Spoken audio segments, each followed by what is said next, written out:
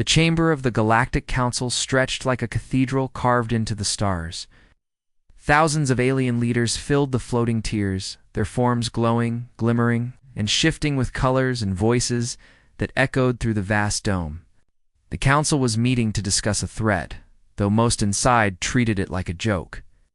In the center of the chamber, a hologram pulsed, simple, crude by galactic standards.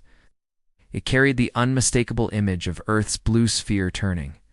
Slowly in the dark, the message had been broadcast to every known empire, every major trade route, every neutral world. It was a warning from humanity, a species considered too young, too fragile, too unimportant to even sit in that very council. Yet the words, spoken in a firm, calm voice, silenced the room for a brief moment. "Stop preying on the weak," the human voice said. "Leave the frontier colonies in peace. End the raids. End the slavery. End the blood wars. Or Earth will act." The hologram ended with the simple crest of the United Earth Defense Command. No fleets were shown, no weapons displayed. Just the words, repeated 3 times in 3 different alien dialects, then carried into silence. For a few breaths, the great chamber hung in tension, as if even the oldest empires needed a moment to process the audacity. Humanity, barely a century in space, a single world struggling to survive among giants, had dared to warn the galaxy. The silence broke with laughter. A booming, rolling wave of mocking tones, alien echoes, and hisses that bounced off the chamber. Walls, massive reptilian warlords clashed their clawed hands together in amusement. The insectoid hive speakers clicked in rapid patterns of mockery. Even the quiet aquatic envoys flickered lights across their bodies to signal humor.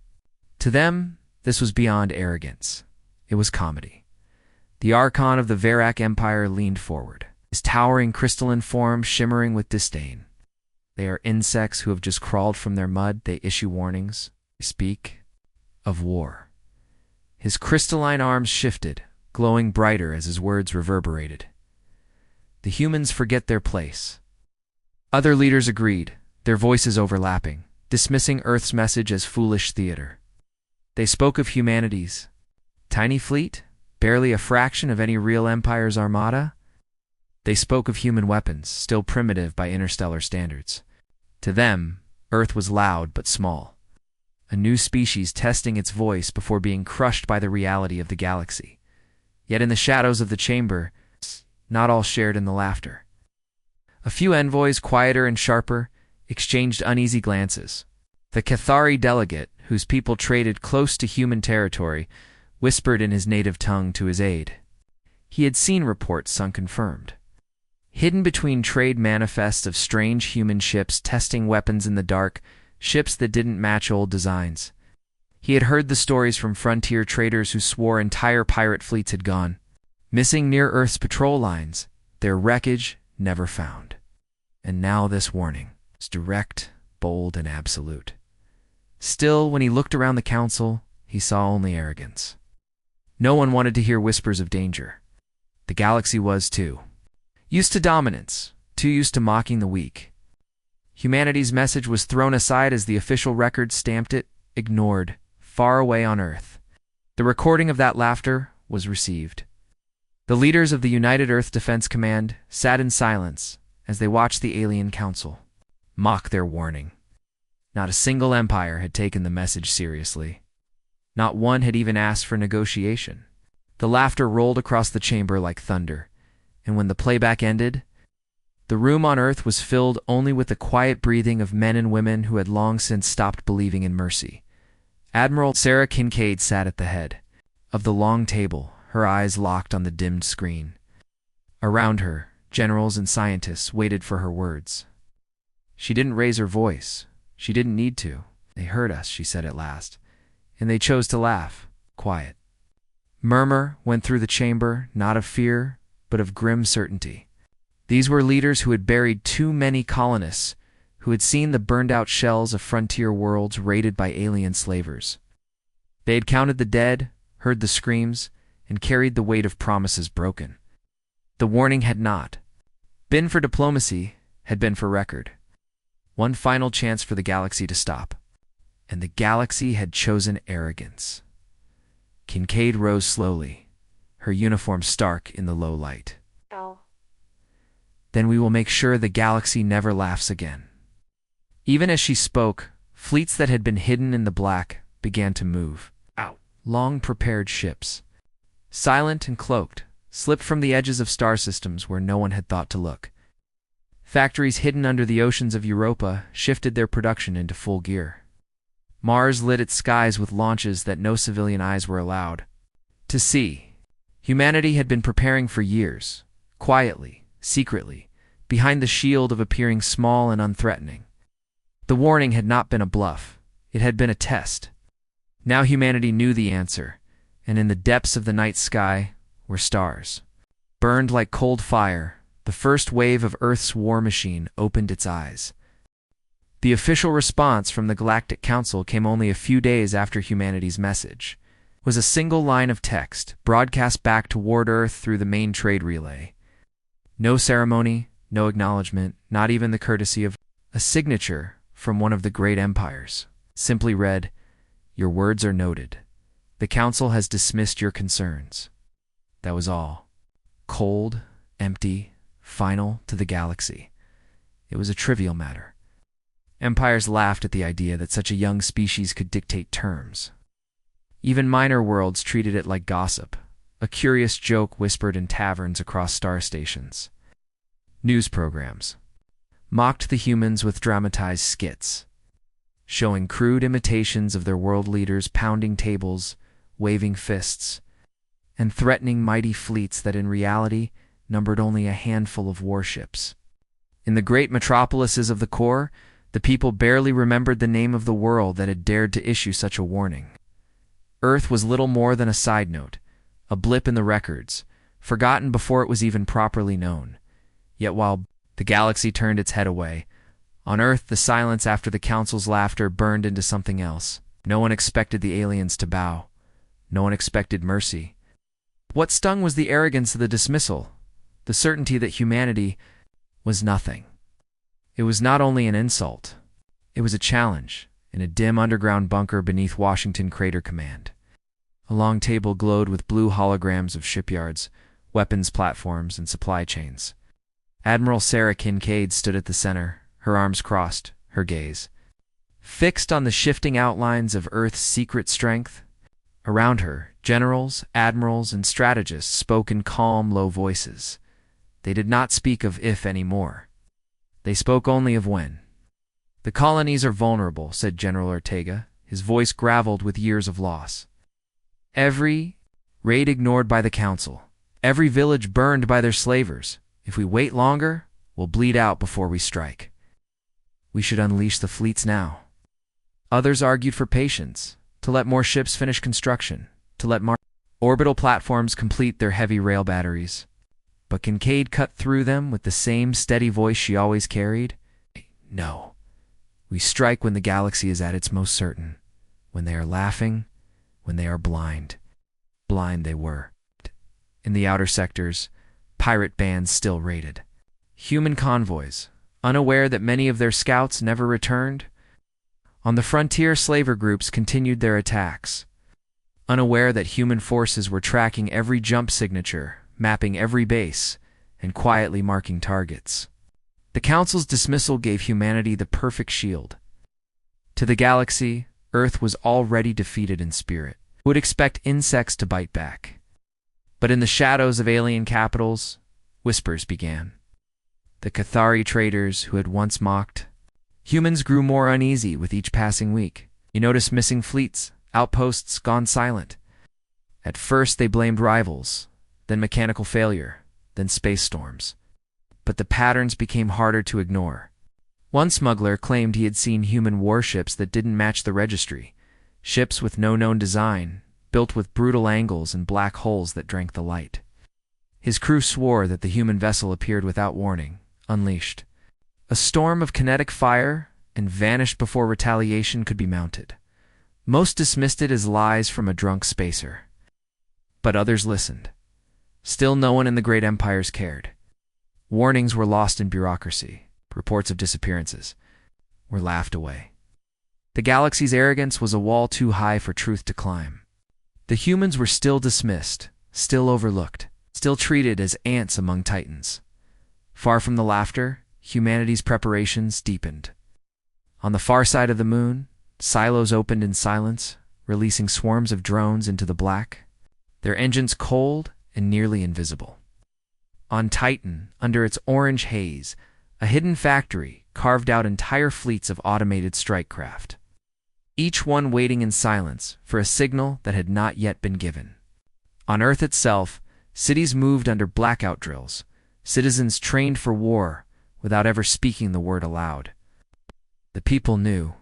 They felt it in every news broadcast that never quite told the whole truth, in every unexplained siren test, in the silent faces of soldiers, marching through their streets. The dismissal of humanity's warning had not ended the story. It had written the first line of a darker one. Admiral Kincaid stood on the observation deck of the orbital defense ring, watching Earth turn beneath her. Lights of the continents shimmered faintly, fragile in the void. She remembered the laughter of the council, how small they had made humanity feel. Her jaw tightened. They thought Earth was weak, scattered, incapable of fury. But she had seen what humans became when cornered. History whispered at civilizations that rose from ashes. People who fought with sticks until they had forged iron, then steel, then fire. Humanity was not defined by mercy alone. It was defined by survival. She turned to her officers, her voice cold as the stars. When the day comes, we will not fight for their respect. We will fight to erase their memory of ever mocking us. The galaxy will remember us not as a joke, but as a fire it can never put out. Far beyond the solar system, deep in the void where only silence reigned, the first of humanity's hidden fleets waited. Black ships sat in rows like predators in the dark, their weapons cold, their crews silent. They were ghosts, unseen, unheard, but alive with a single purpose. They waited for the command, and somewhere in that endless night, the galaxy's laughter began to fade. For though they dismissed the warning, though they mocked and turned their eyes away, small cracks of fear had begun to spread. A few empires started to wonder, what if the humans were not bluffing? What if the ants had learned to sharpen their teeth? The answer was coming. The dismissal had been given. The war had only just begun. The galaxy did not expect anything. After the Council's dismissal, the great powers had returned to their own rivalries, their trade routes, their debates about borders and tariffs. Armies drilled for show. Fleets sailed in endless parades, to remind each other of their strength. But none of them looked toward Earth. None of them thought of humans again. That was exactly what humanity wanted. It began on a quiet night in the Orvillus Belt, a region known for its pirate traffic. A massive slaver convoy was moving through the asteroid field, guarded by warships flying the colors of the Veiled Dominion. They carried cages filled with hundreds of prisoners taken from frontier colonies. To the Dominion, it was routine business. They had done it for centuries. No one stopped them. No one dared. But this time, something moved in the shadows of the rocks. At first, it was only a faint blip on their scanners, too small, too faint to mean anything. The Dominion captain ignored it, then another blip, then 3 more. By the time he noticed the pattern, it was already too late. From the blackness, ships emerged. Human ships, but not the kind the galaxy had seen before. These were not the crude patrol craft or aging freighters they remembered. These were predators.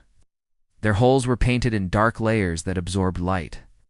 Their designs were sharp, jagged, built for war and nothing else. No signals, no calls, no hesitation.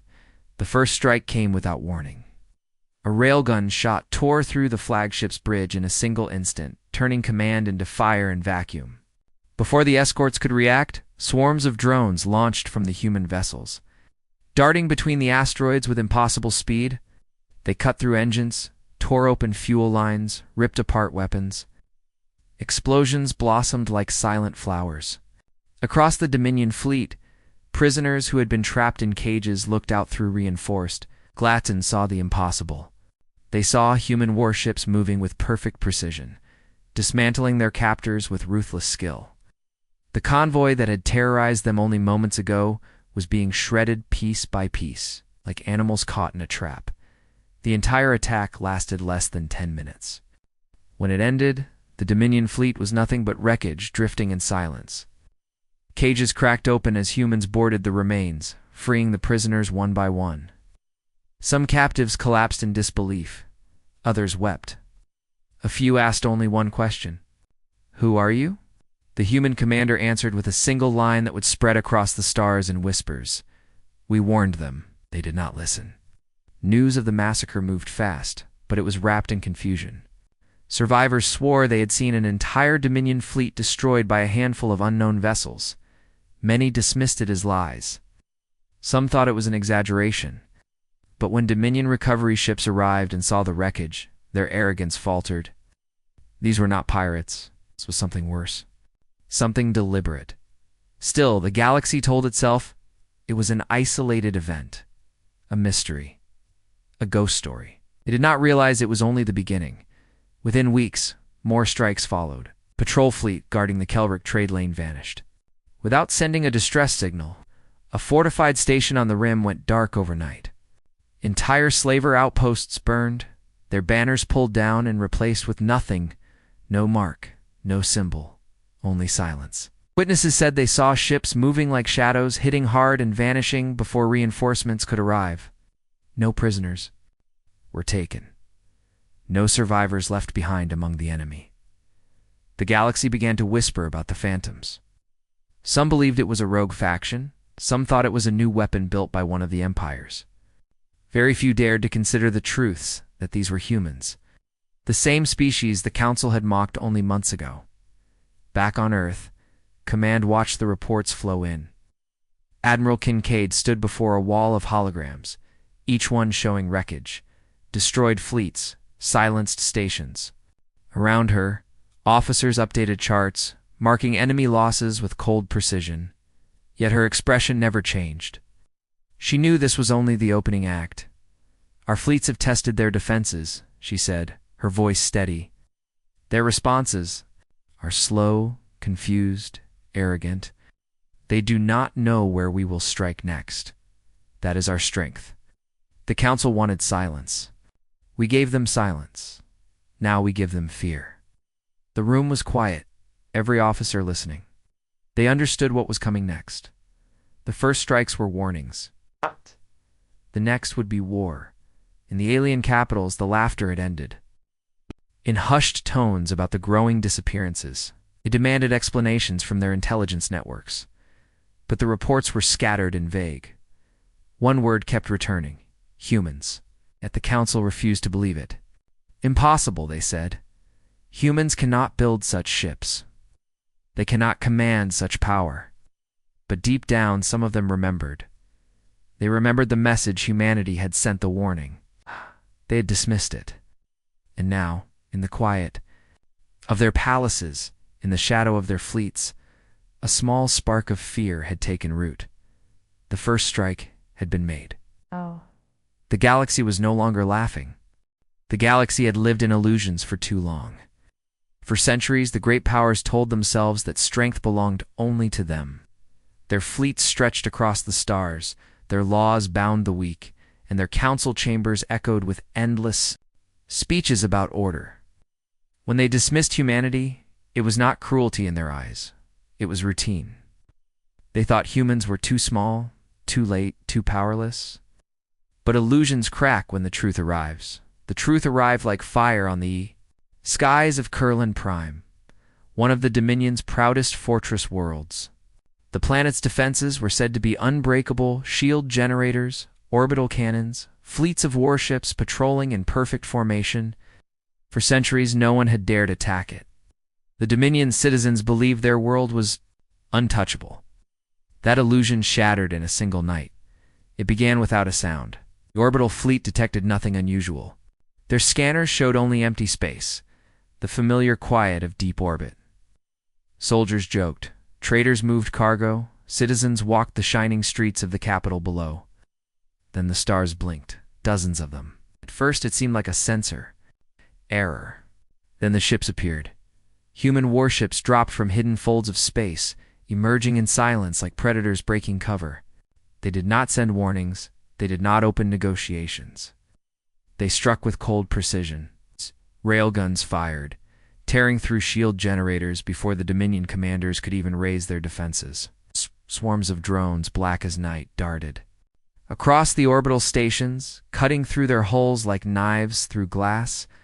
The mighty defense fleet scrambled, but their formations collapsed instantly. Human ships moved faster, their weapons struck harder, and their crews fought with a level of discipline the galaxy had forgotten could exist. The citizens of Kurlan Prime looked up from their shining streets and saw fire rained down from the sky. The Dominion's proud banners burned as orbital wreckage plunged into the atmosphere. Towers shook as shockwaves rolled across the capital. Civilians screamed, leaders hid, soldiers fired blindly at enemies they could not even see. It was not a battle. It was an execution. In less than an hour, the fortress world was silent. The invincible Dominion bastion had fallen, its fleets reduced to wrecks, its defenses ash and smoke. The humans did not stay. They did not occupy. They destroyed and vanished, leaving only fear behind. News of Kurlan Prime spread faster than any war ever had. Entire star systems listened in horror as survivors broadcast their last messages. The humans are real. The humans are coming. Council chambers filled with panic. Leaders shouted over one another, demanding answers. Some still refused to believe. It is impossible, one chancellor cried. They were primitive only decades ago. This is a trick. A phantom war built by another empire. But the wreckage did not lie. The fire in the skies did not lie. The dead did not lie. For the first time in living memory, the galaxy's arrogance bent to fear. Alliances shifted overnight. Spies whispered of human fleets moving in patterns no one could predict. Merchants abandoned trade routes, terrified that the next shadow on their scanners might be humanity. Soldiers who had never known fear began to hesitate in the Dominion's highest palace. The Supreme Regent sat in silence, staring at a wall of casualty reports. Every number was a dagger to his pride. Entire fleets gone. Entire worlds silenced.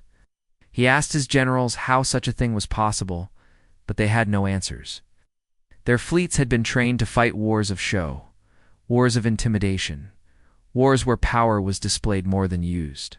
But the humans fought a different war. They fought to kill. They fought to end. They fought without mercy. Meanwhile, on Earth, humanity watched the panic unfold. In a hidden war room buried beneath the mountains, Admiral Kincaid and her commanders stood over a glowing map of the galaxy. Red markers spread across it, enemy strongholds destroyed, fleets eliminated. Fear spreading like wildfire. They still do not believe the scale of what's coming, one officer said. They will. Kincaid replied, her voice like steel. We warn them now. We will break them, piece by piece, world by world, until the galaxy understands that Earth is not to be ignored. She did not shout. She did not smile. Her tone was flat, cold, controlled, because she understood something. The galaxy had not yet accepted. This was no longer war for territory or honor. This was punishment. Across the stars, ordinary people began to whisper stories. In markets, in shipyards, in dark corners of taverns, voices spoke of human ships that appeared like ghosts and left nothing but ruin. Some called them demons, others called them angels of vengeance. No one agreed on the details. But one word spread through every shadow, across every world: humans. And as the galaxy struggled to accept the truth, humanity only grew stronger. New fleets rose from Earth's hidden shipyards. New weapons gleamed under the stars. New soldiers prepared to strike. The Council could not see it yet. But the war they had laughed off was about to consume them. The illusions of safety were gone. The illusions of superiority were gone. The galaxy had ignored Earth's warning. Wow. The galaxy trembled, because humanity was no longer whispering in the dark. Humanity was shouting with fire. The war no one believed in had become the war no one could escape. Humanity had warned the galaxy, and when the warning was ignored, fire followed. Now that fire spread across the stars, it began with a pattern too fast for anyone to understand. One day, a Dominion fortress burned. The next, an Aren coalition fleet was reduced to glowing wreckage. Within hours, reports arrived from opposite ends of the galaxy. Human warships had appeared in 2 places at once, 3 places at once, 10 places at once. No empire could predict where they would strike. No defense line could hold against them. Humanity moved like a storm, and the galaxy could not breathe. The stars themselves seemed to betray the old powers. Space folds opened where no one expected. Human fleets slipped through cracks in physics that others had never mapped. Admirals tried to set traps, but when they arrived with thousands of warships, the humans were already gone, leaving only ruined planets and burning stations behind.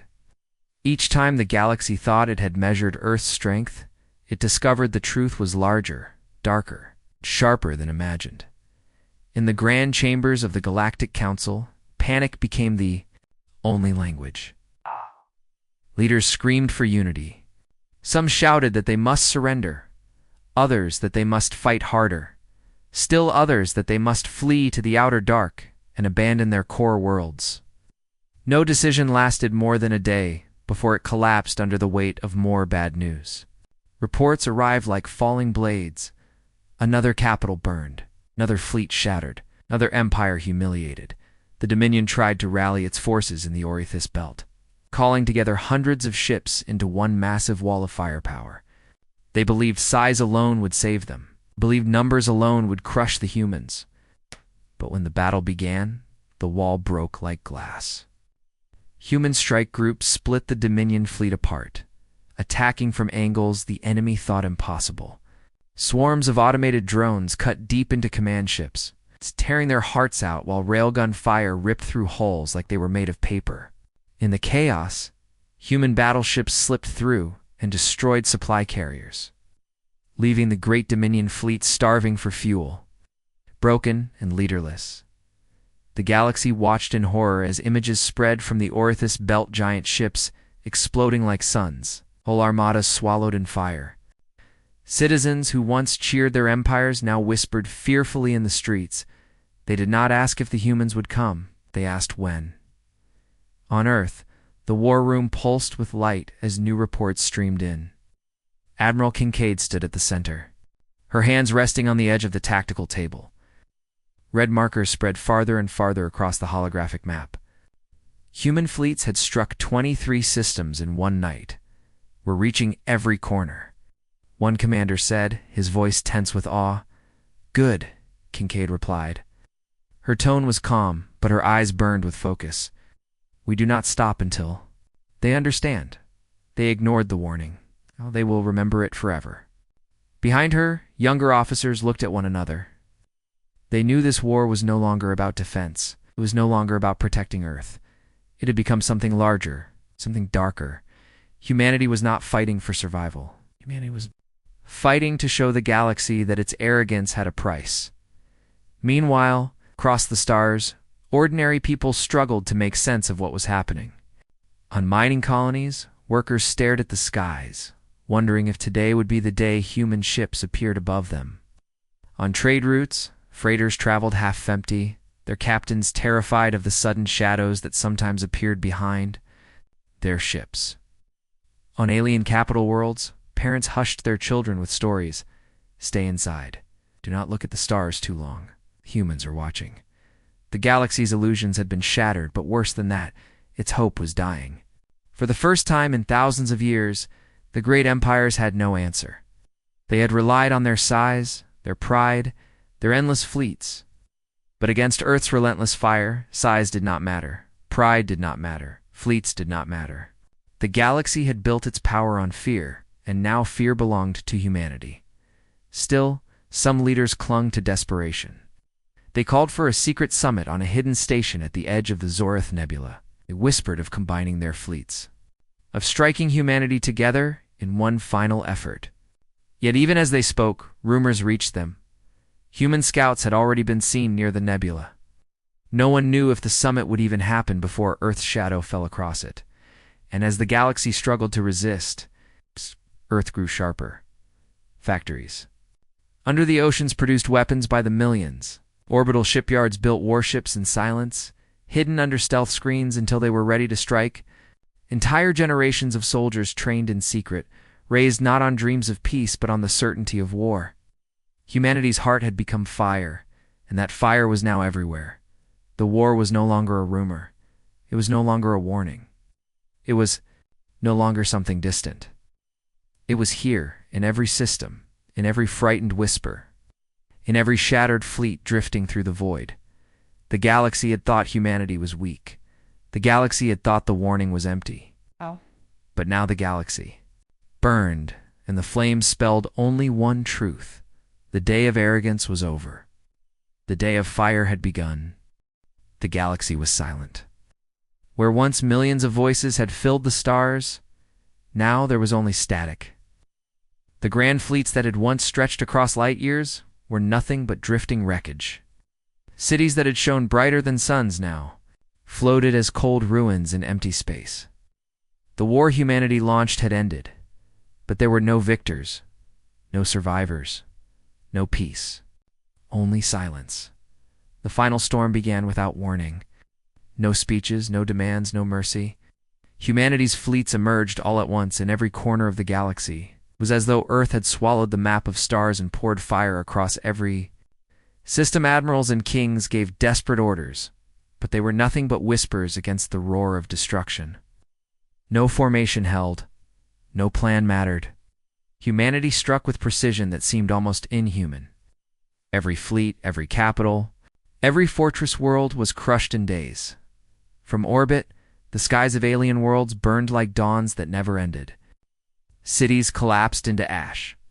Oceans boiled under kinetic strikes. The air itself turned black. Across the galaxy, billions tried to run. Ships filled with refugees fled from one system to another, only to find the humans already waiting.